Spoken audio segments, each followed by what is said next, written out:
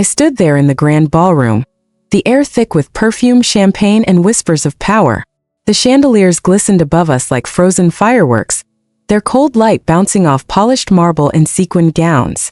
Everyone had come dressed for my sister Jessica's big day, the society wedding of the year, a spectacle that was meant to showcase wealth, influence, and perfection. And yet, I wasn't standing there as her sister, as part of the family, or even as a guest of honor. I had been written into this story as nothing more than a vendor, an afterthought, someone relegated to the shadows despite sharing the same blood as the bride. My role was to arrange, manage, make sure Jessica's day was flawless, while she basked in the glow of being the chosen one. It stung more than I wanted to admit. Watching Jessica glide across the floor in her wedding dress, surrounded by bridesmaids and admirers, I felt like an intruder in my own family. My mother, Linda, beamed with pride as if she had just married off royalty. She barely glanced my way, except perhaps to make sure I was doing my job. I had been reminded repeatedly in the weeks leading up to the wedding that this day wasn't about me, that my duty was to support, to serve, and to keep silent. But then the moment came, the one no one, least of all Jessica or my mother, expected. A ripple spread through the crowd as an older man, dignified in his bearing and precise in his movements, walked to the center of the ballroom. His name carried weight in this city. Morrison, the family lawyer who had been by my father's side through every business deal, every contract, and most importantly, every word of his will. He carried a leather folder in his hand, and when he opened it, the sound was like thunder in the silence. "Miss Rachel Thompson," he announced, his voice formal, his tone unyielding. "Please approach. This concerns your inheritance." For a second I couldn't breathe. Inheritance? Me? I froze, but my legs moved anyway, trembling like water as I walked through the crowd. All eyes followed me, burning into me, whispering, questioning. Phones rose into the air, recording, capturing this interruption to Jessica's perfect wedding. I knew then that whatever was about to happen would not just be a family matter. It would be public, viral, the kind of drama that society would feed on for months. "Mr. Morrison," my mother's voice sliced through the tension. She stood abruptly, her mask of composure slipping just a fraction. "This is neither the time nor the place." But Morrison didn't even glance at her. His words were sharp, carrying the authority of law. "Linda Thompson, you submitted a will dated January 2021 to probate court, claiming it was David Thompson's final testament. You swore under oath no other will existed. That was perjury." Gasps filled the ballroom like a storm breaking. Jessica's bridesmaids instinctively circled her, shielding her as if from an attack, though the only weapon in the room was the truth. "This is absurd," my mother snapped, her voice trembling now, though she tried to steady it. "Harold, please." On March 3, 2023, Morrison interrupted. 2 weeks before his death, David Thompson executed a new will in my office. Present were 2 witnesses, Dr. James Chan, his physician, and Margaret Howell, his CFO. Both are here today and can confirm David was of sound mind. Dr. Chan rose slowly, speaking with the authority of a man whose word could not be challenged. "I can confirm David was completely lucid." Margaret Howell, poised and confident, nodded from her table among the company executives. He knew exactly what he was doing. And then Morrison read the words that would change everything. David left very specific instructions. Quote, "My daughter Rachel has inherited not just my work ethic, but my vision for the company. Jessica, while beloved, lacks the temperament and training for business. I have watched Rachel build her own success without any help from the family resources, proving she has the strength to lead." The silence was deafening. My heartbeat roared in my ears as Morrison continued. "The amended will leave 60% of all assets, including controlling interest in Thompson Enterprises, to Rachel Thompson. Jessica receives 20%. Linda Thompson receives 20% and the family home." Jessica's voice cracked, a whisper slipping from her painted lips. "That's impossible. Daddy wouldn't." "There's more," Morrison said, pulling another paper from his folder. His calmness was surgical, each word chosen to cut precisely where it hurt most. "David also wrote a letter to be read if the will was contested or hidden." "Don't," my mother gasped, collapsing back into her chair. Her perfect facade cracked, splintering like old paint. But Morrison didn't stop. He looked at me instead. It's Rachel's choice. She's the executor. 200 pairs of eyes bore into me.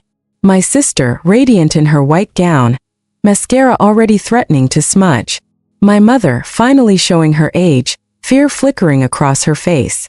And me, the daughter who had been treated as less, standing at the center of a storm I hadn't asked for but was suddenly expected to command. "Read it," I said, my voice steady though my hands trembled, and Morrison read. My father's words filled the room, his voice resurrected through ink and intention. "To my daughter Rachel, who will likely be reading this under difficult circumstances. I know your mother and sister well enough to predict they will try to sideline you. Linda never forgave you for being too much like me, focus-driven, perhaps emotionally distant. But what she calls cold I call strength. I have watched you build your business without taking a penny from the family. You succeeded through talent and determination while Jessica failed at every venture I funded. The company needs leadership, not sentiment. It needs you." "Stop," my mother pleaded. "Please stop." But Morrison pressed on, relentless. "To those who question this decision, know that I structured Rachel's inheritance as a trust specifically to prevent Linda from manipulating the distribution. Furthermore, if this will was hidden or contested in bad faith, Jessica's portion reduces to 10% with the remainder going to Rachel. Linda, you've triggered that clause." The ballroom erupted into chaos. Gasps, murmurs, arguments breaking out at the tables. Phones recording every second. Jessica stood, mascara streaming down her cheeks. "You're lying. This is fake. The will is registered with the state," Morrison replied evenly. "Filed March 5, 2023. Your mother knew. She was notified the day after David's death." And then Jessica turned on my mother, betrayal written across her face. "You knew? You knew and you lied to me." My mother whispered, broken now. "You weren't ready. The company would have crushed you." But Jessica's voice rose, trembling with rage and despair. "So you let me fail instead? You let me destroy Dad's legacy while Rachel could have saved it." Margaret Howell stood, her voice carrying authority. "We've been waiting for Rachel to take over. We minimized Jessica's damage as much as we could, but the company needs real leadership." 70%, Morrison corrected quietly, glancing at the clause. With the bad faith clause triggered, Rachel now inherits 70% of the estate. The ballroom exploded. The society wedding had become a battlefield, a Shakespearean tragedy unfolding live. Relatives shouting, business partners nodding grim approval, Jessica's friends crying, recording, whispering. And then all eyes turned to me. Morrison's voice was calm, solemn. "Miss Thompson, do you accept your inheritance?" I looked around, at Jessica in her ruined gown, at my mother who had finally lost control, at the guests who had seen me only as the hired help. And for the first time I stood tall, unshaken. "I accept." The words left my lips with the weight of destiny. The ballroom was no longer a wedding hall. It had transformed into a courtroom, a battlefield, a stage where masks were ripped away and truths laid bare. The applause that had once been reserved for Jessica's grand entrance as the bride was now replaced with whispers of betrayal, the rapid clicks of cameras, and the gasps of 100 stunned guests who had no idea they were about to witness history. Phones hovered in the air like vultures circling prey, capturing every tear, every tremble, every word that dripped with venom or truth. My sister stood frozen, her wedding dress a prison she couldn't escape, its lace and silk suffocating her in humiliation. Her groom, pale and confused, shifted uncomfortably by her side, glancing between her, me, and the lawyer, as though he too was beginning to realize the glossy future he had been promised was nothing more than a mirage. "I accept," I had said. My voice hadn't just been words. It was a verdict, a declaration, a reclaiming of power that had been stolen from me long before this day. The documents Morrison handed me felt heavier than stone, but they also felt right, like they belonged in my hands and always had. "You can't do this," my mother suddenly screamed, her control unraveling with every syllable. She stood, shaking with fury, her expensive gown shimmering under the chandelier's cruel light. "We'll contest this in court. Do you hear me? We'll fight this to the end." I turned my gaze on her, cold, steady, and unyielding. "On what grounds, Mother? Fraud? You've already committed that. Undue influence? Dad took 2 witnesses precisely to stop that claim. Mental incompetence? His doctor just confirmed his soundness. What else do you have?" Her lips trembled, her face pale beneath the perfect layers of foundation. She opened her mouth but no sound came out. For the first time in my life, I watched Linda Thompson lose her voice. Jessica, meanwhile, staggered forward, mascara streaks painting rivers down her cheeks. Rachel, it's my wedding day. Don't ruin this for me. Please. I'll make it right, just stop. I turned to Morrison without hesitation. Please file the inheritance papers first thing Monday morning. I also want a full audit of Thompson Enterprises immediately. Margaret Howell, the CFO, stepped into the center of the chaos, her voice steady and controlled in a room drowning in panic. I have the last 2 years of financials ready for review, Rachel. We've been preparing for this. Preparing? My mother snapped, venom spitting from the word. So this was a conspiracy? A betrayal? No, Margaret, replied coolly. This was survival. The company has been hemorrhaging money under Jessica's leadership. Another quarter like this and we'd be declaring bankruptcy. We've held things together as best we could, but the damage is real. The company needs Rachel. Jessica's groom stiffened at the word bankruptcy. His voice, strained and sharp, broke the air. Bankruptcy? Jessica, you said the company was thriving. You promised. I thought it was. Jessica stammered, turning toward him, her voice small, childlike. Mom told me everything was fine. Margaret's voice cut like glass. You never even read the reports, Jessica. You just signed whatever your mother put in front of you. The groom's face darkened, realization crashing over him like a wave. He stepped back from her, as though the lace and pearls had turned toxic, as though he'd suddenly realized he'd married not into wealth but into rot. I took out my phone. Calmly, deliberately. I dialed a number I had memorized years ago, one my father had insisted I remember for a day like this. Tom, I said when the voice answered. It's Rachel Thompson. Yes, I'm at the wedding. I need you to freeze all Thompson Enterprise accounts pending audit. My authorization code is... I rattled off the string of numbers with precision, numbers that had been etched into my brain like scripture. The room held its breath as I spoke. My mother gasped, clutching the edge of the table for balance. You had authorization this whole time? She whispered, horror dawning across her face. That I looked at her, and the coldness in my voice was a mirror of the coldness she had once accused me of having. Dad added me as emergency executive 3 years ago. I never used it out of respect for the family. But that respect ends today. Margaret's phone buzzed.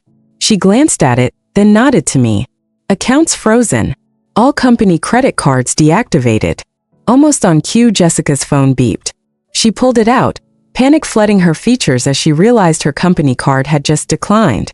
The symbol of power she had flaunted, the bottomless well of money she thought was hers, had evaporated in an instant. Uncle Pete approached me, his voice low but proud.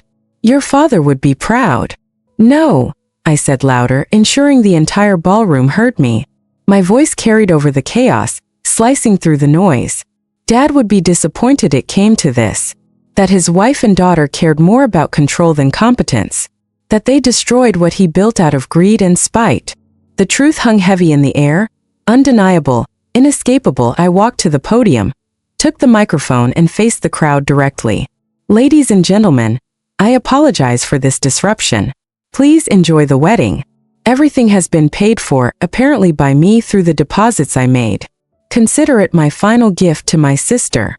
And then, with every camera still rolling, every eye still locked on me, I turned, documents clutched in my hand, and began walking toward the exit. Rachel! My mother's voice cracked like breaking glass. You're destroying this family. I stopped, turned, and faced her one last time. No, Mother. You destroyed this family when you decided I was worth less than Jessica.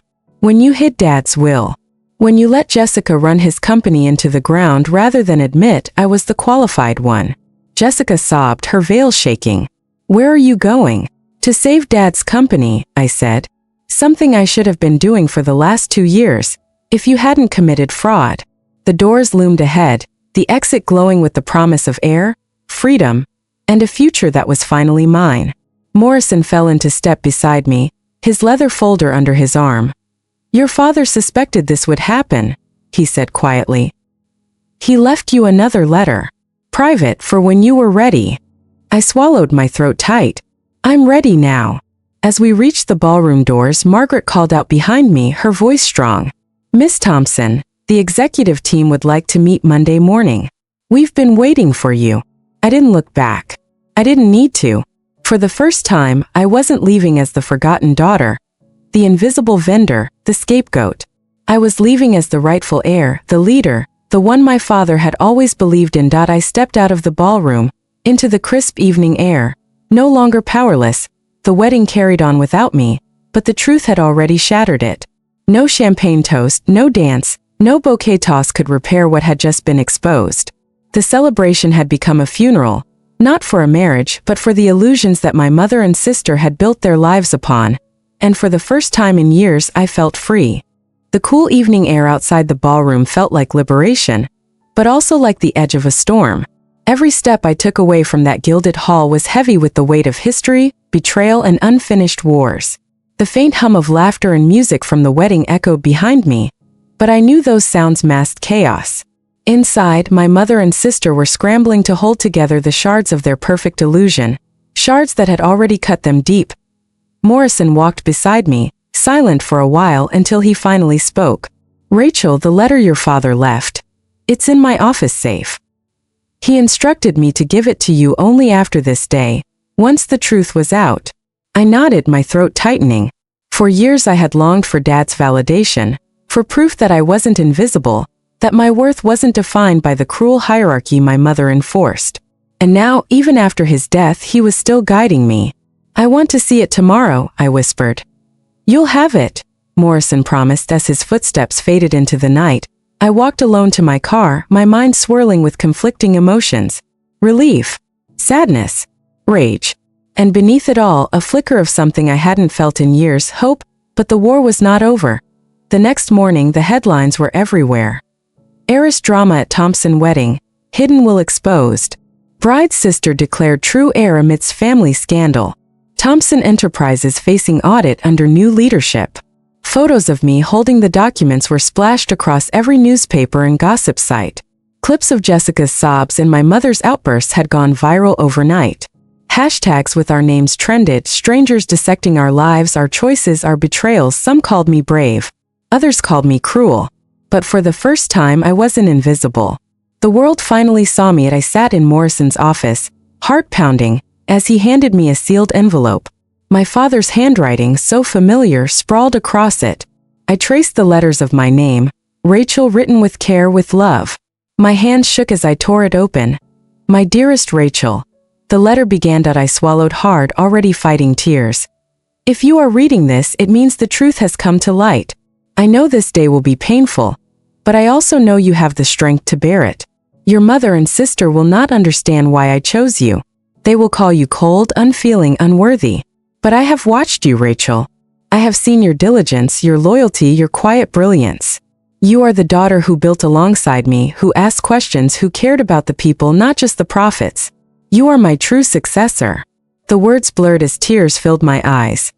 "I wanted to spare you the ugliness of this revelation during my lifetime, but I feared Linda would try to erase you from what is rightfully yours. So I prepared for this moment. I left witnesses. I gave Morrison instructions. And I made you my emergency executive long before I passed. You may feel anger at them, but do not let that anger consume you. Lead with the compassion I know you carry, though they never saw it. Rachel, they will fight you. They will try to destroy you.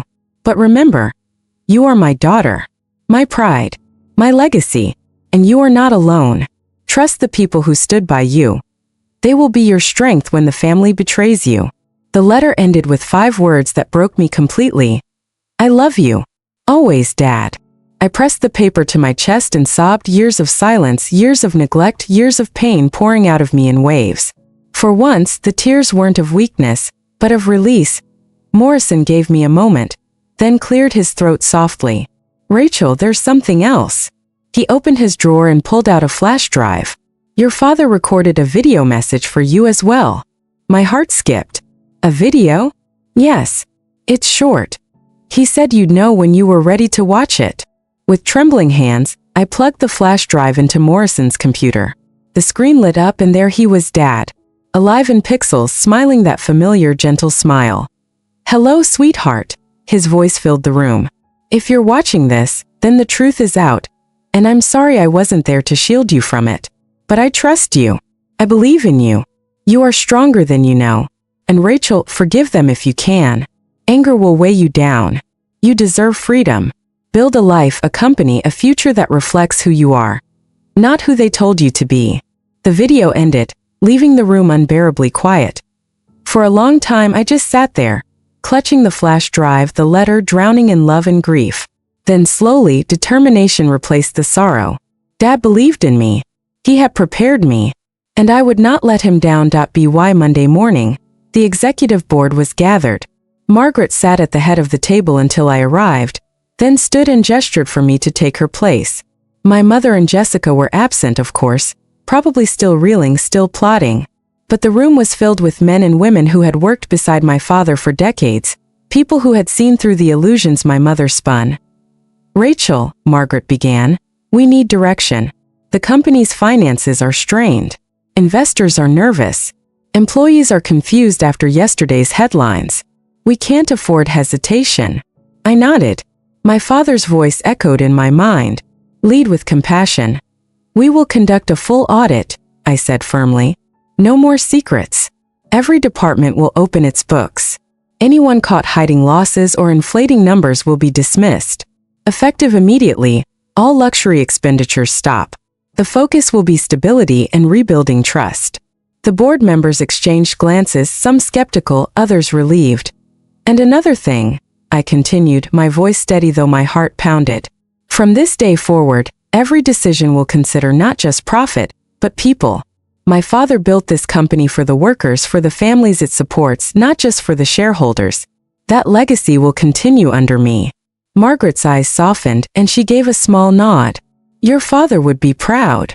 But even as I took my seat at the head of the table, even as the weight of leadership settled onto my shoulders, I knew this was only the beginning, because out there, in the shadows, my mother and sister were already sharpening their knives.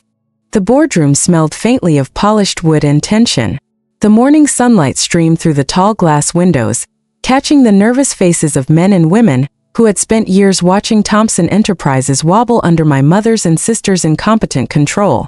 Now all eyes were on me, the forgotten daughter who had stepped into the spotlight not with fanfare but with fire. I sat in the chair that had once been my father's, my hands resting on the polished table, his letter tucked carefully into my bag. It was more than paper. It was my shield, my sword, my reminder that I wasn't here by accident. Rachel. One of the older board members, Mr. Callahan, cleared his throat. Your ideas are sound, but the truth is, the media storm has shaken investor confidence. Some are considering pulling out. I leaned forward, my voice calm but firm. Then let them. If they don't believe in transparency and rebuilding, they don't belong here. My father always said a company is only as strong as the people who stand by it in crisis. We will survive without those who are only loyal when profits are high. A murmur rippled through the room. Some frowned, but others nodded slowly, as if they'd been waiting for someone to speak this language again. Margaret adjusted her glasses, her gaze steady on me. We also need to discuss the pending contracts Jessica signed before the wedding. Some are disastrous, lavish marketing campaigns, luxury projects, partnerships with unstable firms. If we honor them, we'll sink deeper. Cancel them, I said without hesitation. Every single one. Effective immediately. Cancel. Another board member gasped. That will enrage your mother and sister. I gave him a small cold smile. Good. There was silence, broken only by the faint hum of the city outside. For the first time I felt it, the shift. Power tilting. Not because I demanded it, but because I embodied it. They could see I was not Jessica. I was not Linda. I was my father's daughter. When the meeting adjourned, Margaret lingered. As the others filed out, she stepped closer and lowered her voice. They'll come after you, Rachel. Your mother and Jessica. Harder than before. Don't underestimate them. I met her gaze steadily. I'm not underestimating them anymore. I've underestimated myself for too long. That night, as I returned home to my quiet apartment, the war I knew was coming announced itself. My phone buzzed relentlessly. Calls, texts, threats, even voicemails dripping with venom, and my mother's voice crackled through one recording. Raw with rage. Ungrateful girl. You think you've won? You've humiliated us, humiliated Jessica, humiliated this family in front of the entire city. I'll drag you through court until you have nothing left. Nothing. Jessica's message followed, her tone wavering between sobs and fury. You've ruined me, Rachel. You've stolen everything. My wedding is in shambles, my husband barely looks at me, and the company, Dad's company, was supposed to be mine. You'll pay for this. I swear you'll regret it. I sat in the darkness, listening, absorbing, and for the first time smiling. Because their threats were confirmation. They weren't untouchable anymore. They were afraid, but their fear turned to desperation faster than I expected. 2 weeks later, lawsuits began flooding in, petitions claiming the will was forged, motions to freeze my authority, challenges that painted me as a manipulative, ungrateful child who had coerced my father in his last days. My mother had unleashed her legal army, and Jessica paraded across talk shows, crying for sympathy, spinning herself as the victim of a cold, jealous sister. Clips of her sobbing on national television, talking about how I ruined the happiest day of her life, went viral. Strangers who didn't know me cursed me online, buying into her story of the evil sister who destroyed everything out of bitterness. But they didn't know the truth, and the truth was about to be unveiled, not by me, but by my father himself. Morrison called me one evening, his voice tense. Rachel, I think it's time. Time for what? For the second set of documents your father left. The ones he said were for if Linda tried to contest the will. My pulse quickened. What documents? An hour later, I sat in his office again, staring at a thick binder sealed with my father's initials. Morrison opened it carefully, revealing page after page of letters, receipts, and recordings. Your father anticipated this, Morrison said gravely. He documented everything. The fraud, the financial mismanagement, even conversations with witnesses about how Linda and Jessica disregarded his wishes. Among the files was a recording, dated 6 months before his death. My father's voice filled the room once again. Linda has made it clear she intends to pass the company to Jessica, regardless of her incompetence.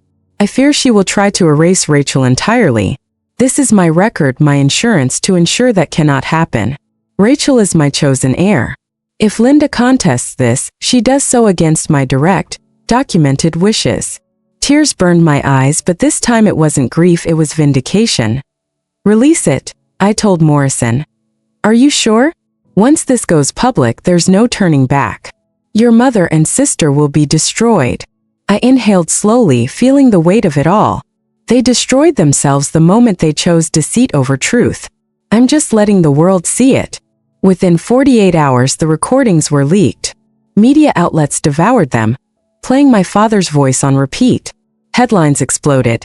Thompson patriarch exposes wife and daughter in secret recording. Fraud, lies, and greed. The hidden battle over Thompson Enterprises. Rachel Thompson was the true heir all along. The tide shifted overnight. Where once I was painted as a villain, now I was a survivor. A daughter wronged but chosen. Public sympathy flooded my way, investors steadied, and even former critics rallied behind me.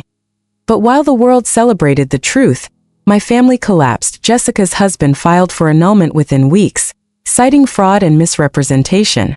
My mother's name was dragged through every headline, her carefully curated image of elegance and respectability shredded to pieces. And yet, even in ruin, they clung to their rage. Late one night, I received a single text from an unknown number. You may have won the company, but you'll never have a family again. I stared at it, my chest heavy, because in a way they were right. I had saved Dad's legacy, but the cost was the death of what little family I had left. And though I told myself I didn't care, deep down, the ache of that loss still lingered. But then, almost as if Dad's hand still guided me, Margaret reminded me of his final lesson. Family isn't always blood, Rachel. Sometimes it's the people who choose you, the people who stay. And as I looked at the board members who supported me, the employees who thanked me, and the quiet strength of Morrison and Margaret by my side, I realized something. I hadn't lost everything. I had finally found my true family. The storm had broken, but storms never leave without wreckage. Everywhere I went, whispers followed me. In the lobby of Thompson Enterprises, employees stopped mid-conversation when I walked by. Their eyes filled with both admiration and fear. In the streets, strangers recognized me from headlines, some offering sympathetic nods, others glaring with silent judgment. I had become more than a person. I was a symbol, a scandal, a story playing out in real time. And yet, at night, when the world was quiet and the weight of the day lifted for just a moment, I felt the emptiness. No calls from my mother. No messages from my sister. The silence of family where once there had been, even if broken, a home. But business didn't wait for grief. 3 months into my leadership, Thompson Enterprises had stabilized. The audit had revealed horrifying truths, millions wasted on vanity projects Jessica had approved, loans Linda had signed off on without collateral, slush funds disguised as marketing that went nowhere but their own pockets. I ordered every cent tracked, every fraud exposed, every guilty hand removed. Dozens of executives loyal to my mother were dismissed.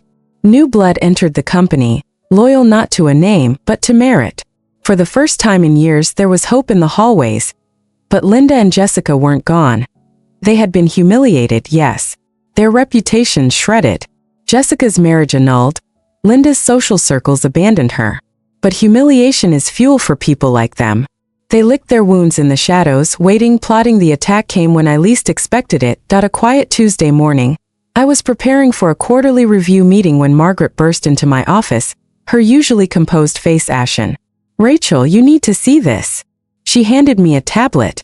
On the screen was a video clip already spreading like wildfire. It was me, or at least it looked like me, sitting in a private dinner with a well-known competitor, laughing, clinking glasses, whispering promises of handing over Thompson's future contracts in exchange for personal payoffs. My stomach turned. It was a deep fake. A sophisticated, convincing fabrication. "They're accusing you of corruption," Margaret said grimly. "Your mother and Jessica are behind this. I'd bet my career on it. They're trying to paint you as the same kind of fraud they were exposed to be." Already my phone was buzzing. Reporters, board members, investors demanding answers. For a moment, fear clawed at my chest. What if they believed it? What if all I had built, all I had fought for, crumbled because of a lie? Then my father's words echoed in my mind. "Do not let anger consume you. Build with compassion. Stand with truth." "Call Morrison," I said firmly. "Tell him to gather the digital forensic team. We'll prove this is fake." But Linda and Jessica were faster. Within hours, Jessica appeared on live television again, crocodile tears glistening on her cheeks. "I tried to warn everyone," she sobbed, her voice quivering. "Rachel isn't who she pretends to be. She accused me of fraud, but look, she's the real traitor. She destroyed my wedding, she stole my inheritance, and now she's selling out Dad's company for her own gain." Her performance was Oscar-worthy. The public, ever hungry for drama, devoured it. By nightfall, protesters had gathered outside Thompson Enterprises, chanting, waving signs with my name crossed out in red. Investors demanded emergency meetings. Employees whispered again, but this time the hope in their eyes was replaced with doubt. And worst of all, my mother sent me a single email subject. "Checkmate. Body. You can't bury blood, Rachel. But blood can bury you."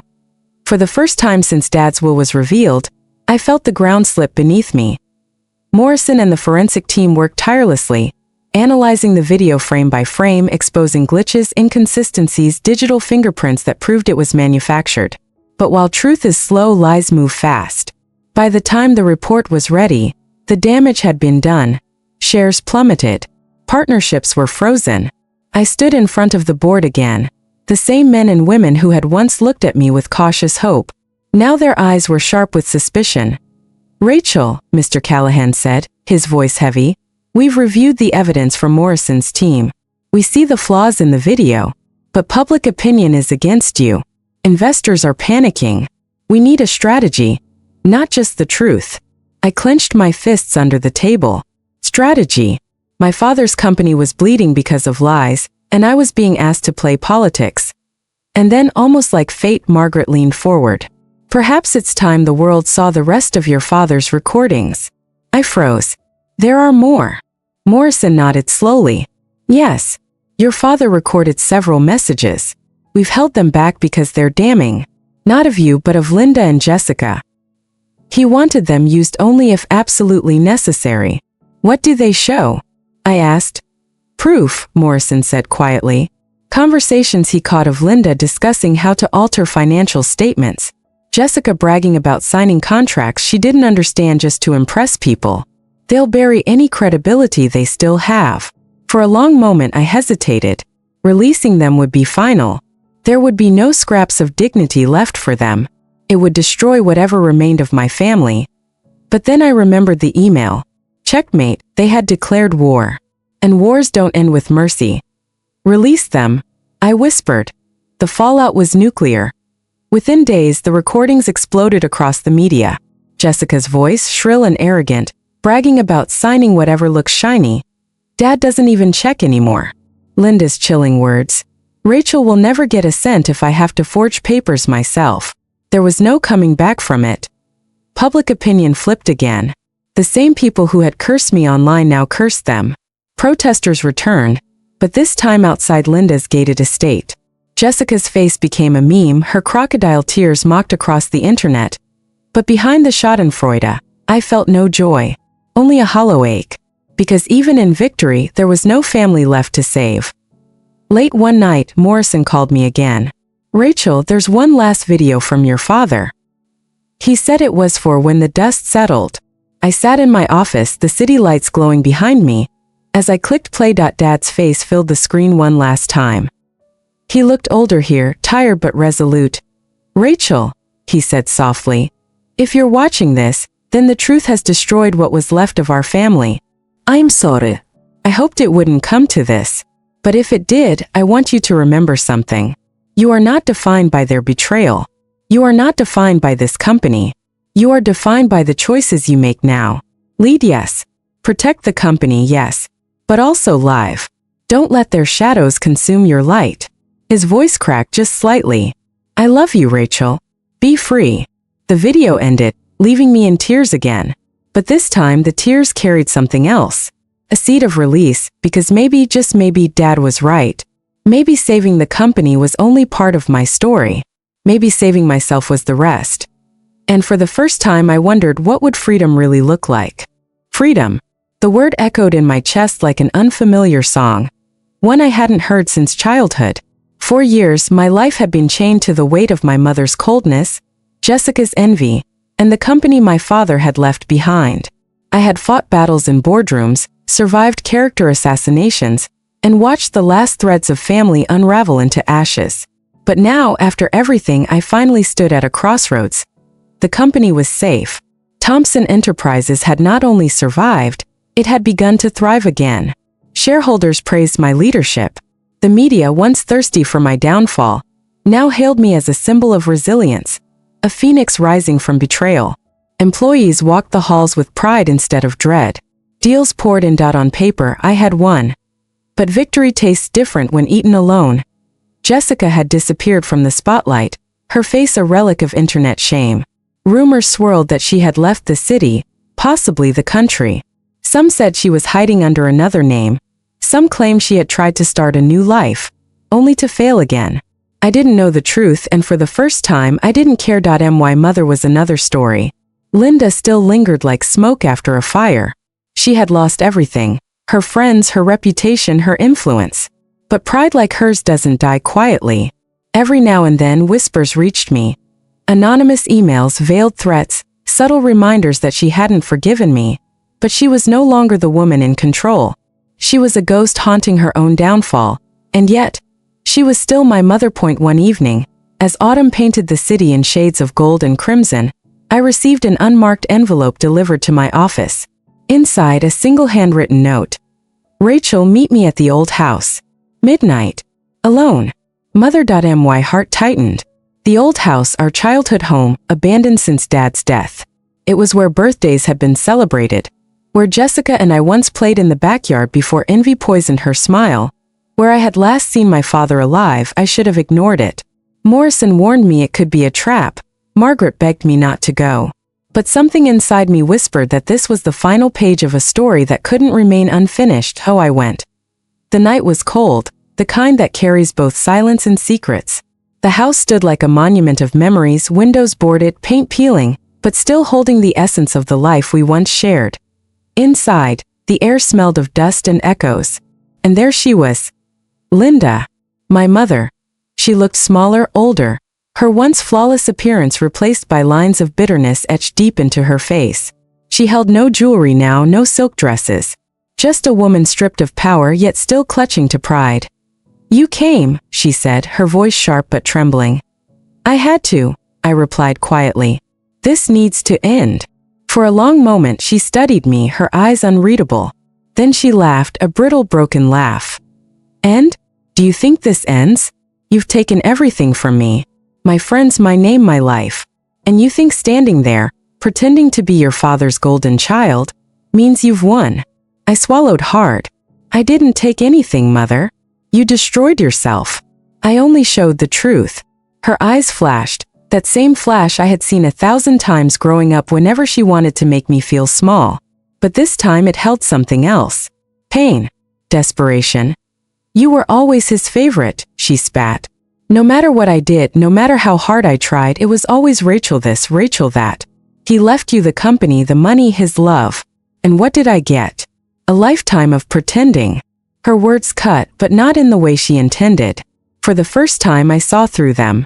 I saw the woman behind the cruelty, the fear, the insecurity, the emptiness she had tried to fill by crushing me. "I didn't want his company," I whispered, my voice trembling. "I wanted a mother. That's all I ever wanted. But you never let me have that." For a moment her face flickered, like the mask had slipped, revealing regret hiding in the shadows. But then, as always, pride reclaimed her. "You'll regret this," she hissed. "You think you've won, Rachel, but blood remembers. You can't bury me forever." I stepped closer, my voice steady despite the storm inside me. "I don't need to bury you, Mother. You've already buried yourself. And I'm done digging through the ashes." I turned to leave, my footsteps echoing in the hollow house. Behind me, Linda's voice cracked just once. "Rachel." I froze.